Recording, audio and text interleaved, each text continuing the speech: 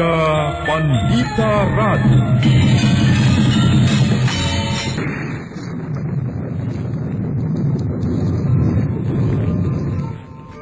Sabda Pandita Ratu.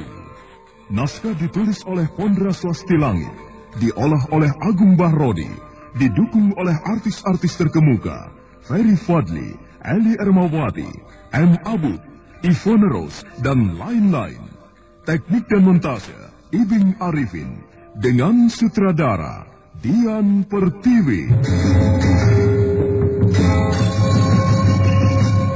Sabda Pandita Ratu. Kali ini dalam episode ke-22 dengan judul Bajang Condo Birowo.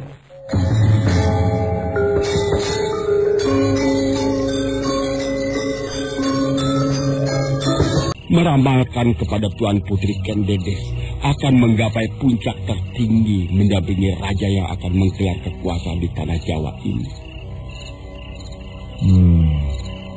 Lalu bagaimana dengan Tuan Putri Ken Umang? Tuan Putri Ken Umang tidak lebih dari manusia kebanyakan, anak mas Senopati. Ya, baiklah anak mas berdua. Aku telah mengutarakan alasan yang paling utama. Mengapa anak mas berdua sebaiknya memihak Tuan Putri Ken Dedes? Hal lain yang harus mendapatkan perhatian adalah keris Empu Gandring. Bagaimana dengan keris itu, Bapak?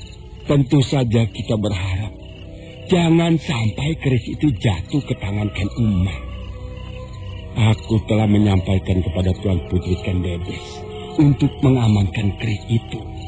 Bagaimana caranya, Bapak? Keris itu telah dilarung, namun keris itu kembali. Keris itu akan dilebur melalui kemampuan seorang pandai besi, Empu Keris, yang bernama Porosoro. Namun keris itu juga kembali. Apa yang anak mas katakan itu tidak menutup kemungkinan siapapun menjadi liar karena memegangnya. Anak mas, aku berharap Tuan Putri Ken Dedes yang berhati bersih, yang ketempatan wahyu itu akan mampu menguasai keris yang mengerikan itu. Sudah tengah malam, anak. Sekarang izinkanlah aku minta diri. Aku akan melanjutkan perjalanan lagi. Apa yang dilakukan Ken Arok bekas asuhanku itu membuat aku penasaran. Aku ingin melihat apa yang diperbuatnya di Padang Karautan. Padang Karautan itu jauh sekali, Bapak. Hampir mendekati Kediri. Kalau Bapak bersedia, Bapak bisa membawa kudaku. Terima kasih, anak mas. Akan tetapi aku tidak biasa berkuda, anak mas. Jika aku berkuda, mungkin aku akan terpelanting jatuh. Biarlah aku berjalan saja. Jarak yang sejauh manapun, jika ditempuh meski dengan berjalan, makin lama akan semakin dekat. Jarak yang dekat tidak akan kita capai kalau kita tidak mau beringsut. Bukankah demikian, anak mas? Brahmanaloh Gawe minta diri kepada Senopati Diposari dan Senopati Panenggar untuk menuju ke Padang Karautan, melihat apa yang dilakukan oleh bekas anak asuhnya Ken Arok. Orang tua yang aneh. Apa anehnya, Panenggar? Orang mempunyai kesenangan itu lumrah. Ada yang menyenangi adu jago, ada yang mempunyai kesenangan bermain perempuan, lumrah. Tetapi kesenangan Bapak Brahmana Loh Gawe benar-benar kesenangan yang langka. Berjalan dan terus berjalan. Entah sudah seberapa jauh Bapak Loh Gawe itu berjalan. Barangkali jika Bapak Loh Gawe berjalan ke arah timur terus, sudah sampai di tempat sarang matahari. Aku tiba-tiba ingat pada sebuah dongeng. Dongeng apa, Kakang Diposari? Ada orang yang punya kesenangan berjalan dan berjalan. Setiap saat, ia terus berjalan hingga suatu hari, ia jatuh sakit. Artinya, ia harus beristirahat. Ia harus berbaring, namun kakinya terus bergerak. Kenapa dengan kakinya? Kakinya terus berjalan. Barangkali demikian juga dengan Brahmana Logawe itu. Kakinya tidak mau berhenti, meski tubuhnya telah letih diajak pergi. Namun ada satu keuntungan yang tidak didapat oleh orang lain. Dengan apa yang dilakukannya itu, Bapak Logawe bisa melihat lebih banyak dan menghayati lebih banyak. Wawasannya menjadi semakin luas. Iya. Apa yang diketahuinya juga semakin luas. Hari telah larut malam, Panjenengan. Aku juga akan pulang. Silakan, Kakang. Silakan.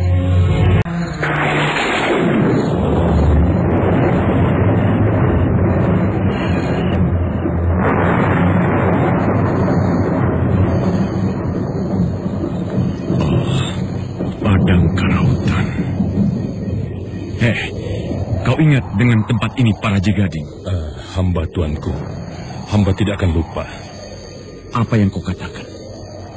Kau tidak akan lupa itu, Paraji Gading. Tuanku telah mengetahuinya.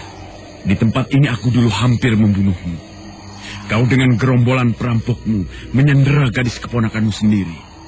Satu persatu gerombolan perampok itu aku bantai. Hanya kau dan murid keponakanmu yang bernama Hesti Rajasa itu yang aku maafkan. Itu pun karena Kameswara memintakan ampun untukmu. Kau tahu bagaimana dengan bangkai-bangkai para perampok yang lain itu, Paraji Gading? Hamba tidak tahu, tuanku. Kalau kau siangi lebatnya ilalang itu, barangkali kau akan menemukan tulang belulangnya. Itu pun kalau masih ada. Sebab serigala mungkin berebut dulu dengan pelapukan dan pembusukan yang terjadi pada bangkai-bangkai mereka. Nah, itu suara yang paling akrab yang aku senangi. Aku akan menjawab salam hangat itu.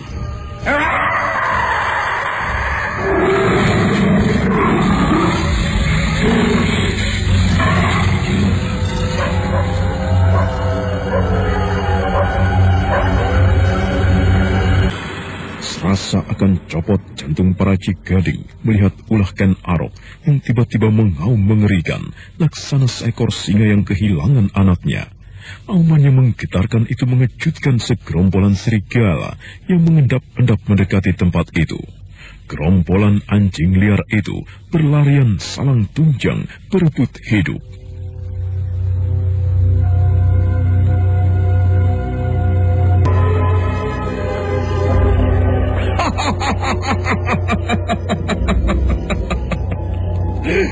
Wahai Padang Karautan, kampung halamanku, tanah kelahiranku.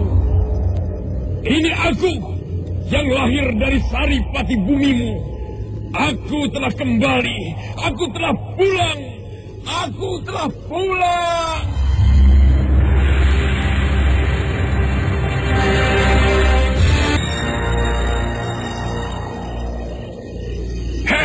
Padang Karautan, sambutlah kehadiranku kembali di pangkuanmu dengan degup jantungmu yang gegap gempita. Aku raja yang besar, aku singa liar dari Padang Karautan. Paraji Gading menggigil di tempatnya berdiri, menyaksikan Ken Arok yang tiba-tiba liar dan tidak waras. Ken Arok sudah tidak kelihatan lagi. Raja Singasari itu berkelebat cepat di antara tingginya daun alang-alang. Semakin lama semakin jauh. Beberapa saat Paraji Gading masih mendengar auman yang mengerikan. Untuk kemudian suara itu telah lenyap. Dan Ken Arok telah berdiri di dekat sebuah batu besar. Ken Arok, raja yang perkasa itu, tiba-tiba berlutut di dekat batu besar itu. Batu yang jika diperhatikan dengan seksama ada bekas tatahan kasar. Ibu, aku telah kembali, Ibu. Ini aku anakmu, Ken Arok. Aku telah kembali. Aku telah kembali, Ibu. Aku bawakan kebanggaan yang tiada terkira untukmu. Aku sekarang telah menjadi seorang raja. Aku raja, anakmu menjadi raja. Ayo, Ibu, kalau kau dengar kata-kataku, Bangkitlah, temuilah anakmu, peluklah aku. Peluklah seperti yang masih aku ingat menjelang kematianmu. Peluklah aku, Ibu. Bangunlah, Ibu. Aku bawakan kebanggaan itu, Ibu. Aku telah menjadi raja. Aku sekarang menjadi raja. Oh. Bangkitlah, Ibu. Peluklah aku. Aku haus. Aku haus, Ibu. Ayo susuilah aku. Peluklah aku.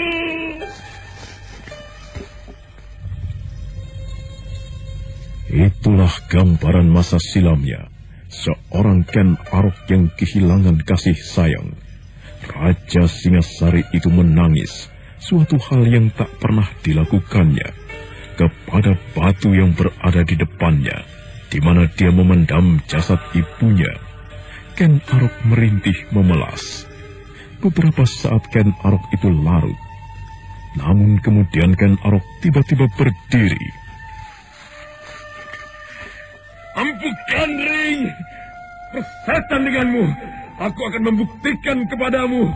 Aku tidak bisa kau jamah. Kutukanmu hanyalah angin lewat.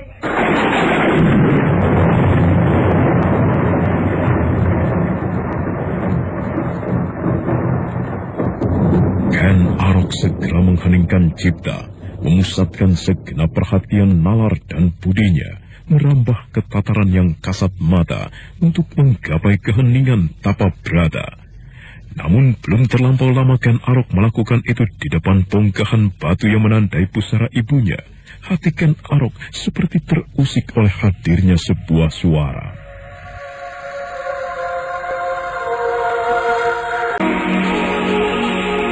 Gandring Supatamu, kaworan lelagon panelongso, katigas juriko, Ken Arok muda dripo, lungguh ing tangise warondo.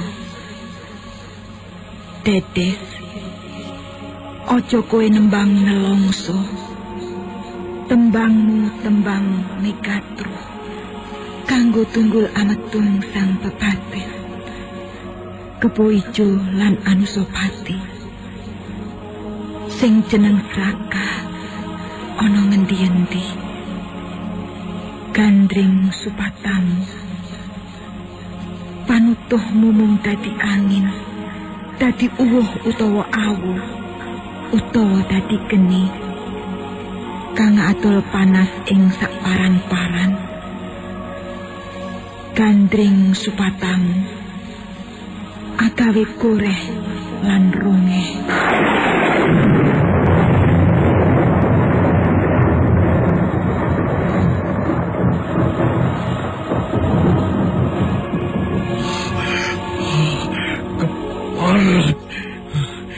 Mengapa suara itu muncul lagi? Mengapa suara itu selalu menghantuiku? Pikiranku sudah tidak waras. Aku tidak boleh mempedulikannya. Persetan! Betapa sulitnya memusatkan diri menggapai suatu keadaan hening cipta. Bayangan yang lain lagi tiba-tiba muncul dan menyeruak.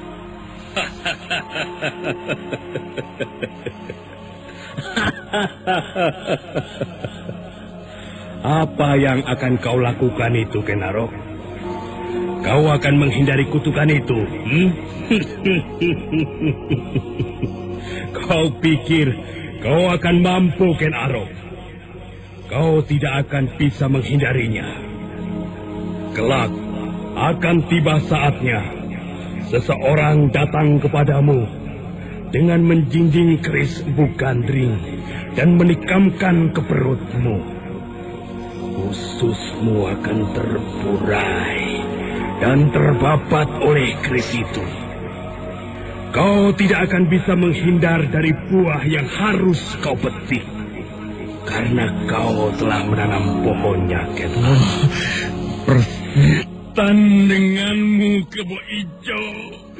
Enyah kau! Aku tidak bisa membiarkan kau bebas dariku, Ken Arok. Aku akan selalu membayangimu kemanapun kau berada.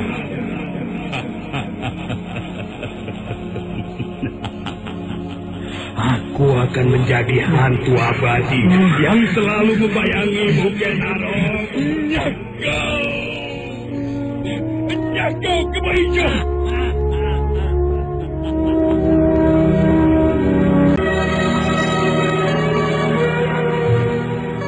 Ken Arok seperti berperang melawan dirinya sendiri.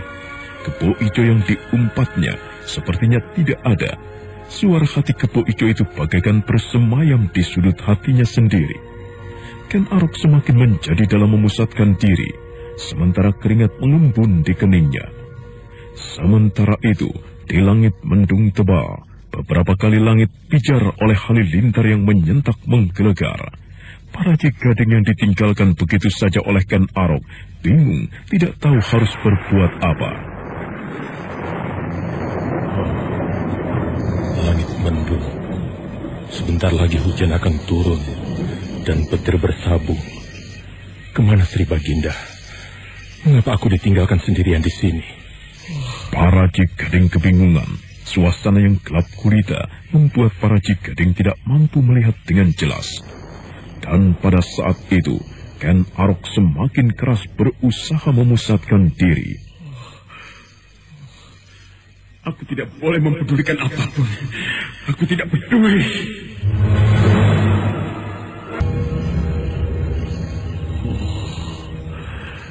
Sial.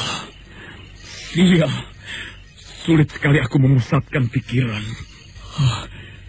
Ayo Ken Arok, kau pasti bisa melakukan. Abaikan Kebo Ijo. Ia sudah tidak ada di dunia ini. Kebo Ijo sudah mati. Lakukan lagi. Lakukan sekali lagi. Abaikan siapapun dan apapun. Lakukan Ken Arok. Kau pasti bisa. Bisa. Ayo. Ken Arok mencoba untuk memusatkan segenap perhatiannya pada pemusatan nalar dan budinya. Namun keruh pada mata hatinya tidak mendukung apa yang diinginkannya. Apa kabar Bapak Empu Gandring? Kabarku baik, anak Mas Tunggul Ametung. Mengapa anak Mas berada di tempat ini? Di alam kematianku, udara terasa gerah, Bapak. Itu sebabnya aku berangin-angin di sini. Padang karautan sejuk sekali, Bapak Empu. Bapak sendiri, apa yang Bapak lakukan di sini? Aku datang ke tempat ini untuk menyaksikan apa yang sedang dilakukan orang sombong yang bernama Ken Arok itu. Lihatlah anak Mas Aku Tunggul Ametung. Apa yang dilakukan orang itu? Ia sedang berusaha melepaskan diri dari bayang-bayang kita, Bapak.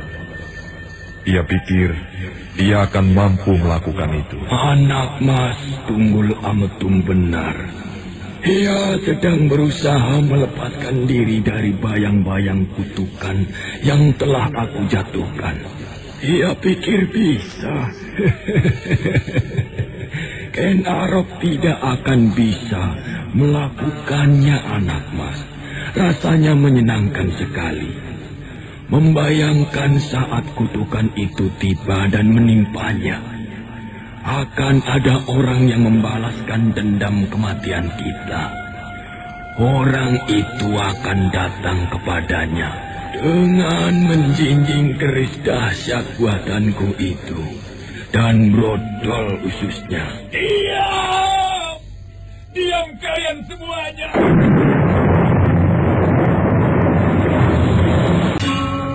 Hujan pun turun dengan derasnya. Ken Arok yang nafasnya terpacu, tersengal-sengal oleh gangguan angan-angannya, menengadahkan kepala, membiarkan tubuhnya, membiarkan wajahnya, atau sekujur tubuhnya basah kuyup.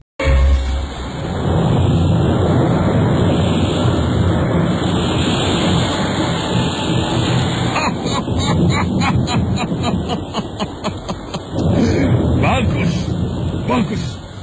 Turunlah yang deras. Turunlah yang deras. Basahi tubuhku. Basahi tubuhku. Mandikan aku sepuasmu. Hayo dewa angin, dewa hujan dan dewa petir. Inilah aku Ken Arok Maharaja Singasari. Basahilah aku. Basahi tubuhku.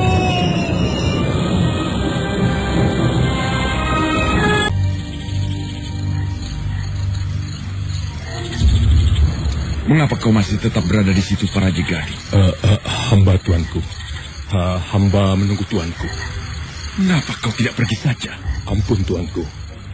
Pertanyaan tuanku aneh. Bukankah kau bisa pergi? Bukankah kau tidak senang dengan tempat ini? Tempat ini hanya ilalang yang kalau diguyur hujan tidak menyediakan tempat bagi kita untuk berteduh. Tempat ini dihuni banyak sekali ular. Hei, Paraji Gading. Hamba tuanku. Jangan diam di situ. Jawablah mengapa kau masih berada di situ. Hamba tuanku. Sri Baginda telah mengajak hamba jauh-jauh dari Singasari hingga ke tempat ini. Pertanyaan itu membuat hamba bingung.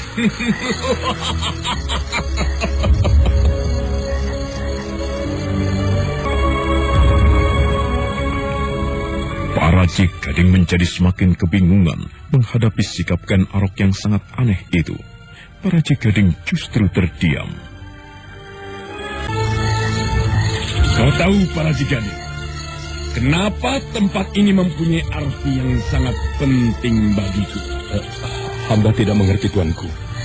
Padang Ilalang inilah kampung halamanku. Tempat inilah tempat yang paling bersahabat dan akrab denganku. Jauh sebelum kau dan kawan-kawanmu dulu tinggal di padang karautan ini, aku telah menempatinya mulai dari masa kanak-kanak.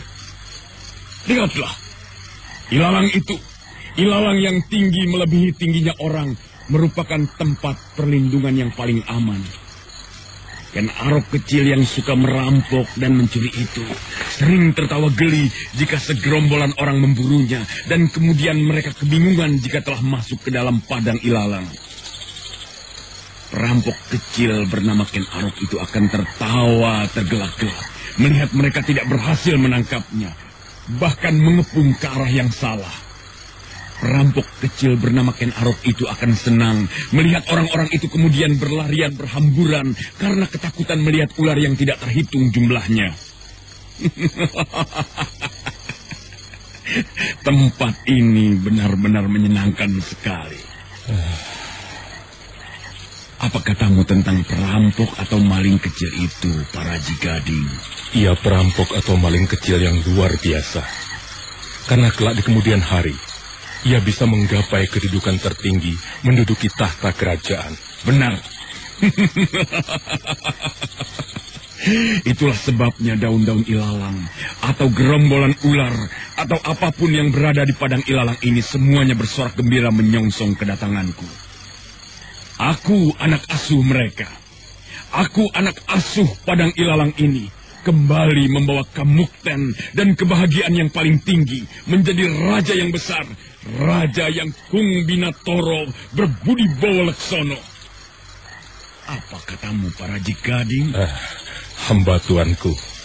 Hamba sependapat dengan tuanku. Akhirnya hamba mengerti.